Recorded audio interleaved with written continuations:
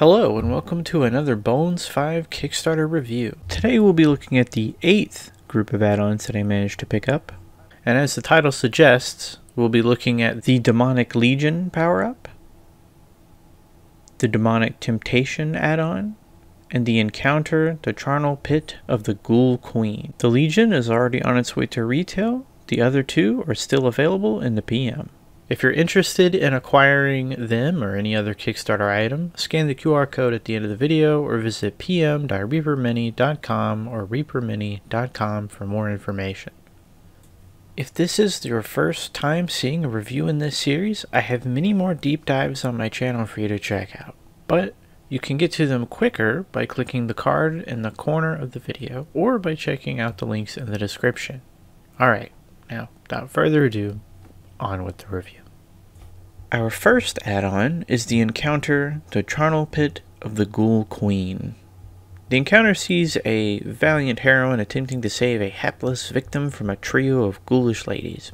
Now, before you get too excited, these figures are not showing any bits, okay? Anyway, these first two of the ladies appear to be women wearing skull masks and, well, not much else, wielding sacrificial blades. Suppose these masks could be their faces depending on how you paint them, but there is a strap that goes around their hair, as you can see. Truth be told, these don't necessarily have to be ghouls. I know it's the Ghoul Queen and all, but these could just be human cultists. I suppose that adds a little bit to their versatility. Ah, and here is the Ghoul Queen herself, or at least a representative of her. I really love the big cleaver that she has. It really adds to the horror aspect of this figure. And the skull wand here really sells that this is probably a spellcaster of some sort. The whole getup also lends itself to hags or witches, so perhaps that's what these gals could really be. Next we have the Hapless Victim. This figure would work really as any kind of bound NPC prisoner. Don't know how often that will come up though. He looks a bit like one of those ridiculous, overly hunky, shirtless men you see on covers of romance novels. Him being the one that needs saving here is a fun reversal of roles for what typically goes down in these sort of stories, I suppose. But yes, this figure has some versatility, even if it is limited beyond this particular set. Much like this next figure, our female heroine. Not the most impressive sculpt, I have to say, but in some ways the planar look gives more versatility. This figure could represent a number of classes: fighter, paladin, ranger, etc., etc. And while I believe this was intended to be a human, you could certainly use this as any kind of elf or half-elf or any other humanoid of that body plan. Out of all the figures from this set, I think this one's probably the most all-around useful for general circumstances, whether as a PC or NPC or just a random town citizen. Yeah, we went through the figures pretty quick on this one. There wasn't too much to them, but really the stars of this set are the terrain pieces anyway. Not those figures. Now, much of this could honestly be made with craft materials at home, but not everyone has that kind of time, disposable income, or skill. So having these ready-to-go terrain bits is nice. And they all look quite nicely textured as well. All of these bits definitely fit a more demonic, necromancy vibe, but you could make use of them in a handful of other environments with enough clever thinking or perhaps modifications. Like this skeleton here. Perhaps this is less some kind of torture victim from a demon and more just a prisoner who was strapped to this rock for their crimes. You could put this in some kind of jail or prison as a sort of don't end up like them sort of focal piece. And I mean, if you ignore these two purposefully placed skulls, I mean, it's just a rock. It's just a rock pillar. I mean, look, turn it around. There's no skulls at all. Nothing creepy or nefarious going on here. No. Okay. I mean, as long as you don't look at this side, anyway. All right. I guess some of this stuff is pretty specific to this specific type of theme. Might be a little one note in that regard. But it's pretty good at that note.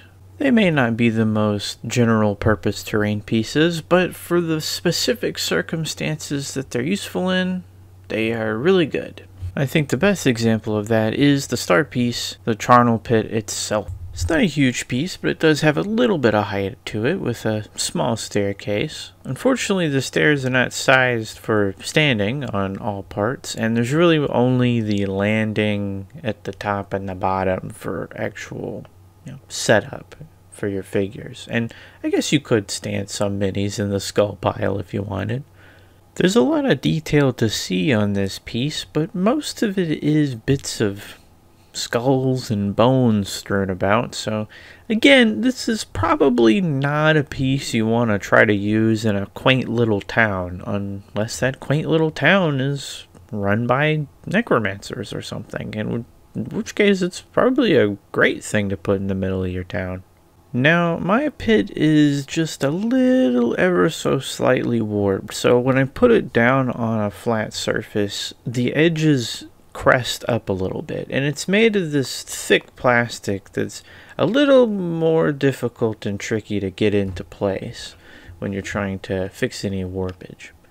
Now here you can see that this is actually two pieces. The skull pile can be removed, leading the option for like a well you could fill with water or blood or whatever, pure darkness, and then you just slot the skull pile in just like that, and see that little bit of skeleton is what keeps it from just falling out or wobbling around.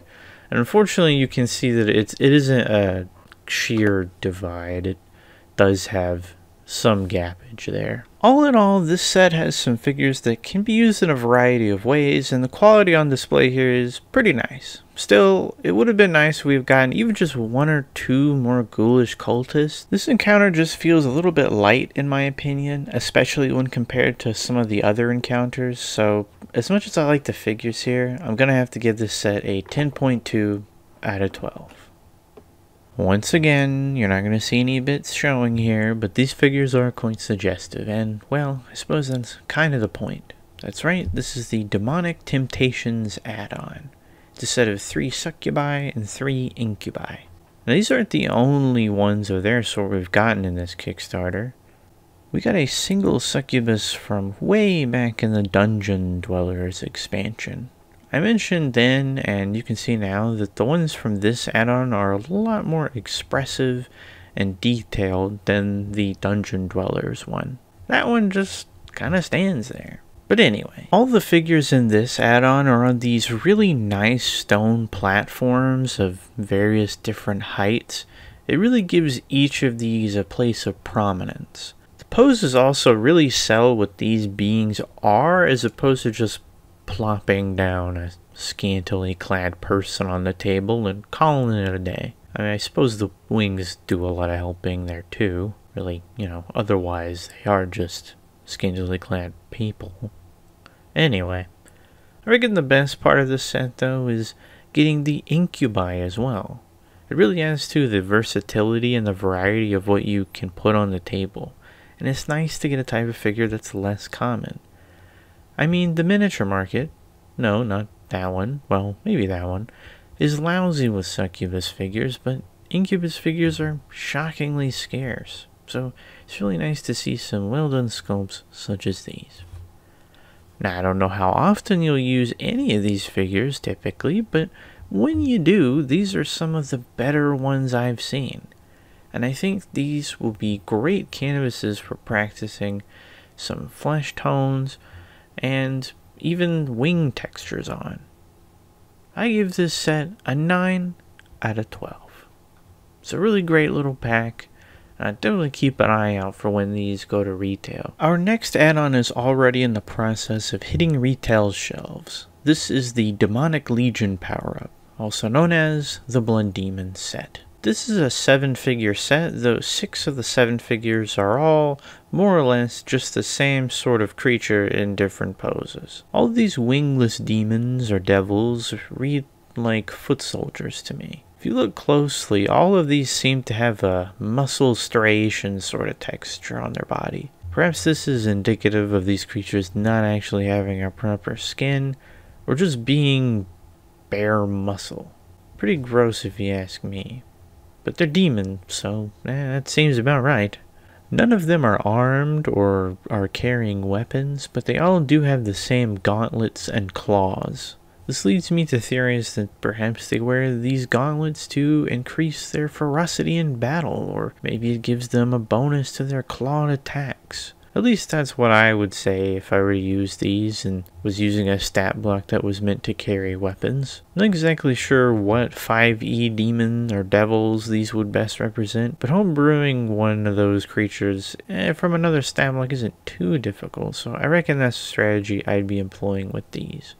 Despite roughly all being the same, these all do have a little bit of personality. Some are flexing, some are howling or clawing. These minor differences really help you point out specific figures on the table, as otherwise you'd just be dealing with player confusion as they're unsure which figure any one of them may be talking about. Actually, this little troop reminds me a lot of the Boulderkin from the core set, as it's basically the same scenario here. The same sculpt, more or less, just in a few different poses with maybe an open mouth here or closed mouth there.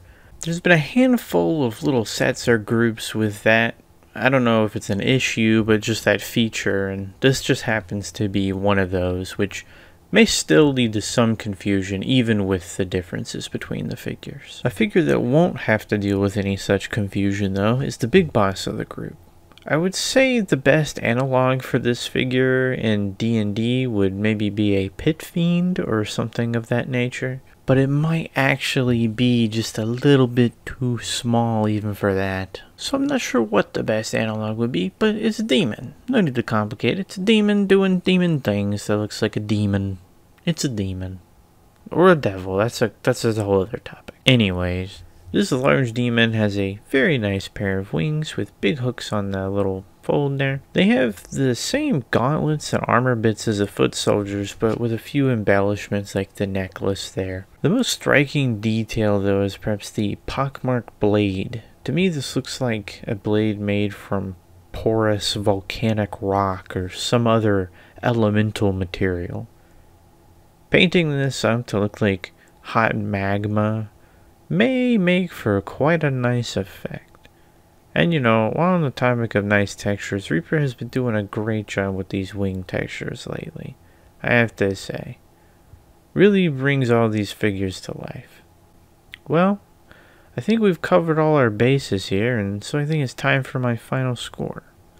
For this set of fairly general purpose demons, I give a score of 10.5 out of 12.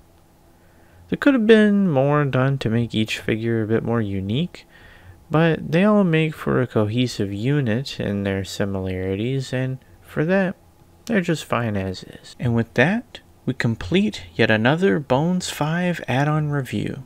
Some nice stuff in this video, and some of these figures we can all get our hands on pretty soon. Will you be picking any of these up? Do you agree with some of my takes here, or have you something of your own to add? Let me know what you're thinking in the comments down below.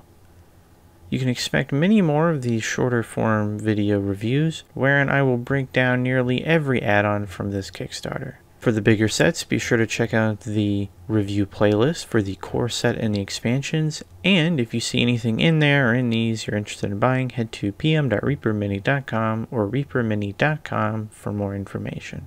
As is the case with the blood demons from this video, some of these Kickstarter items are already hitting store shelves, and there's stuff in the new PM that wasn't there during the initial campaign, so I would say both of those links are definitely worth the look.